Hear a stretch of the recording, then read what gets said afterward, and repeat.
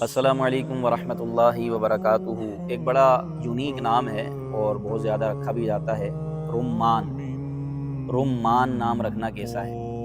رمان را کے پیش کے ساتھ اس کا مطلب ہوتا ہے انار۔ ایک پھل ہے انار۔ انار کو کیا بولتے ہیں انگلش میں؟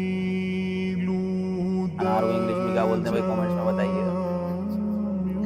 تو انار کا جو عربی تلفظ ہے، عربی میں کہا جاتا ہے رمان۔